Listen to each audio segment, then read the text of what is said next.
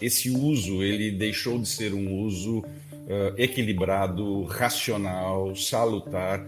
Ele passou a ser um uso absolutamente desmedido, fazendo então com que parte desses acessos ininterruptos, dessa necessidade, deste medo de estar perdendo alguma coisa, se tornasse vamos chamar assim, quase que uma doença mundial. O sonho da tecnologia equilibrada e bem balanceada no nosso dia a dia, ele não foi atingido. Segundo a Organização Mundial da Saúde, o uso abusivo da internet aumentou drasticamente nas últimas décadas. Esse aumento veio associado a vários casos de consequências negativas para a saúde. Também a rolagem infinita, pensada para proporcionar uma melhor experiência ao usuário, acabou, na opinião de muitos, se tornando um pesadelo. Para entender melhor o assunto, nós conversamos com o coordenador do Núcleo de Dependências Tecnológicas da USP, Dr. Cristiano Nabuco. Segundo uma estimativa da empresa Ericsson, 4 bilhões de pessoas têm um smartphone no mundo. De acordo com uma outra pesquisa, nós pegamos nossos celulares cerca de 200 vezes por dia. O número de toques diários no aparelho é de, em média, 2.600. O que vai ser de nós, doutor Cristiano? Pois é, essa é uma pergunta bastante inquietante. É como se a tecnologia, de uma forma ou de outra, ela pudesse nos servir como se fosse uma bicicleta, né? Nos levando a lugares aonde sozinho eu não conseguiria. E o grande problema com a passagem do tempo, eu diria que quase aí 15, 20 anos depois, esse uso ele deixou de ser um uso equilibrado, racional, salutar. Ele passou a ser um uso absolutamente desmedido. Isso se dá em função de algumas questões. A primeira delas, o fato de vários segmentos do nosso dia a dia estarem sendo conectados à inteligência artificial, né? Nós temos os algoritmos aí que nos auxiliam das mais variadas maneiras, mas também temos as redes sociais, né? As redes sociais, de uma forma ou de outra, muito embora elas sejam aí consideradas como a grande cereja do bolo, a grande estrela da vez, na verdade elas propiciaram um desequilíbrio bastante expressivo, fazendo então com que parte desses acessos ininterruptos, dessa necessidade, deste medo de estar perdendo alguma coisa, se tornasse vamos chamar assim, quase que uma doença mundial. Para se ter uma noção, uma pesquisa feita com jovens ingleses mostrou que 51% dessa população se sentiria mais feliz se as redes sociais nunca tivessem sido criadas. Então, o que a gente entende é que hoje o sonho da tecnologia equilibrada e bem balanceada no nosso dia a dia, ele não foi atingido. Nós, infelizmente, não tivemos freio e passamos do ponto, fazendo hoje, então, com que a quantidade de pessoas que apareçam trazendo problemas derivados do uso excessivo, jovens que têm a sua vida acadêmica absolutamente destruída, pessoas que têm sua reputação devastada nas redes sociais. Então, nós estamos vendo, na verdade, esse é o grande ponto, Mery, um outro lado da moeda, ou, como diríamos assim, um efeito colateral.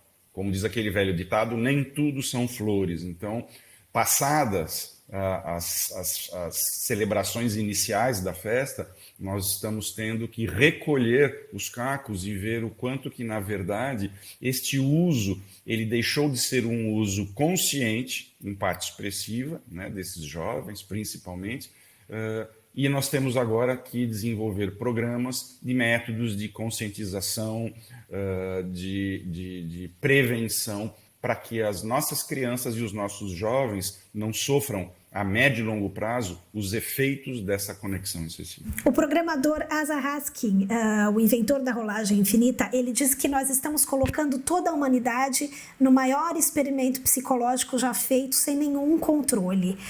Ele estaria exagerando? Eu acho que ele está sendo exatamente lúcido e muito preciso na observação, porque o que nós já temos observado, principalmente quando eu fico na ponta da linha de um hospital universitário, onde eu atendo jovens e adolescentes, adultos inclusive, de todas as regiões do país, Os casos que nos chegam, eles são extremamente dramáticos, porque quando nós falamos assim, bom, o indivíduo está consumindo álcool, ou ele consome comida de uma forma excessiva, ou ele compra desordenadamente, isso existe, vamos chamar assim, marcadores muito mais concretos de serem observados. Quando eu falo para uma pessoa, você está usando demais as telas digitais, você é um dependente tecnológico, imagine, eu não sou. Então, o que acontece? Nós recebemos nesse centro adolescentes que chegam a ficar 40 horas conectados de uma maneira ininterrupta, 50 horas, 55 horas. Houve um caso que ele é icônico, esse jovem foi levado pela mãe, com 17 anos de idade, porque ele não parava mais de jogar. Não parava mais de jogar. E ela falou, pois é, doutor, ele chega a ficar 55 horas ininterruptas. Eu achei estranho aquilo. Eu falei, mas, dona Maria, como assim? Ele não se alimenta? Ela falou, você não está ouvindo bem? Ela estava muito irritada, né? Óbvio. Meu filho fica 55 horas. Ele não se alimenta, doutor. Ele urina na calça, doutor. Ele evacua na calça. Com uma mão ele joga e com a outra ele tira a cueca suja de fezes e arremessa pela janela. Exatamente para não parar de jogar. Por quê, Meire? Porque hoje as redes sociais, os jogos, eles se tornaram o grande elemento de propagação do seu valor social. Então, o que acontece? A vida digital, ela ofereceu uma perspectiva de eu reinventar aquilo que eu não gosto em mim mesmo. Eu consigo ter uma versão de mim mais bem elaborada. Quem não tem problemas de ordem psicológica, quem não tem baixa autoestima, ou quem nunca passou por isso, quem não tem suas inquietudes. Então, a hora que eu consigo entrar numa realidade paralela, num jogo, numa rede social, onde eu crio um simulacro de mim mesmo, um personagem melhorado, obviamente que eu começo a ter na vida digital um grau de reconhecimento, de valorização que eu não teria na minha vida real. A vida real ela parte do pressuposto que eu tenho que lidar com frustração, eu tenho que lidar com a falta de recursos, eu tenho que lidar com os meus pais que brigam, ou com a nota baixa na escola, ou o fato de eu sofrer bullying daquela turma lá do clube. Na vida digital, isso é minimizado, fazendo então com que eu me sinta mais protegido e ao encontrar na vida paralela um mundo com tamanha gratificação, seria mais ou menos assim, por que eu vou voltar para a vida real mesmo?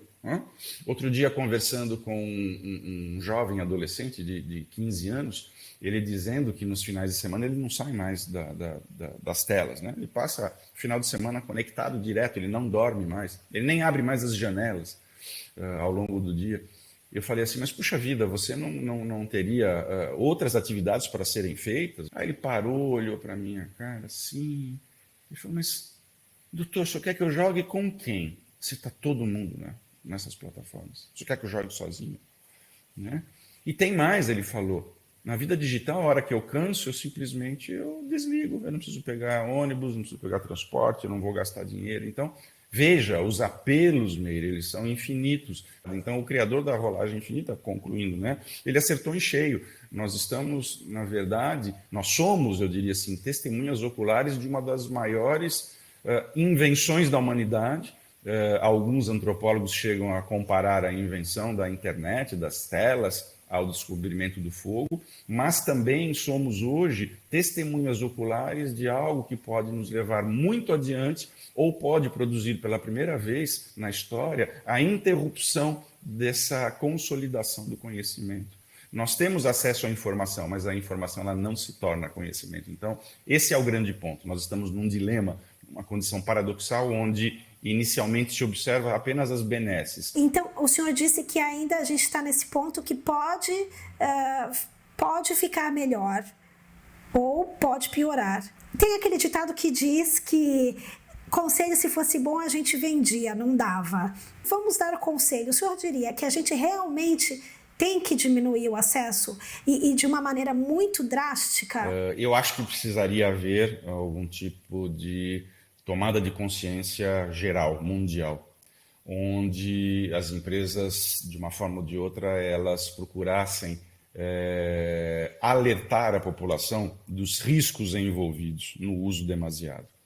Quando nós pegamos algum outro exemplo, a indústria do tabaco, levou-se nada menos do que 150 anos para que a gente conseguisse ter estampado que isso, nos maços, que isso é prejudicial.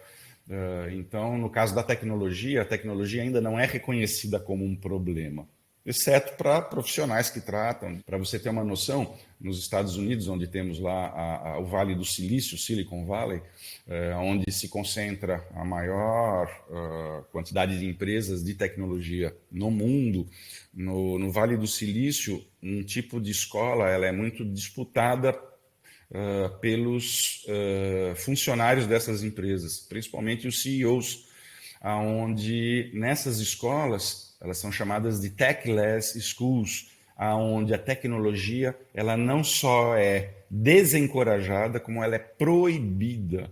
Inclusive, ela é desestimulada de ser oferecida para os filhos até os 8 anos de idade em casa, quando retornam da escola. Então, isso dá uma pista importante que esses indivíduos que estão lá na frente, eles já estão observando alguma coisa que isso ainda não chegou aqui fora, pelo menos para a população leiga. Eu entendo que nós estamos hoje observando uma vala, um grande abismo que está sendo criado, onde esses jovens que não saem mais de casa, que inclusive a literatura os denomina aí dos filhos do quarto, onde eles não têm experiência, onde eles não se preocupam em ter um outro tipo de vida. Então a pergunta que eu faço é: como que esses jovens com 30 anos estarão preparados? Eles não estarão preparados. Qual é o grande ponto? A população ainda não se deu conta de que nós estamos lidando com um problema que está aqui abaixo das nossas barbas. Quer dizer, está ocorrendo uma cooptação, né, social, existencial desses jovens, aonde, de uma forma desavisada, os pais presenteiam os filhos com tecnologia ou passam os novos aparelhos, né? Os velhos aparelhos. Quando eu compro enquanto pai um aparelho, eu dou o velho para... Então, as histórias que chegam, eles são assim, chocantes, né? Existe uma frase muito bacana de uma autora americana chamada Sherry Turkle, que ela diz o seguinte, né? Abre aspas: a tecnologia, desse jeito que nós estamos falando, né? Ela entra na vida de uma pessoa quando as relações humanas não ocupam o seu devido lugar. Então, se você tiver uma vida que minimamente você esteja cuidando das suas relações, de você mesmo, que você trabalhe em um ambiente que o seu chefe não exija que você responda imediatamente a mensagem que acabou de ser enviada, que é um ambiente tóxico. Então, todos esses recursos vão te, obviamente, devolver um uso saudável e não um uso descontrolado e patológico.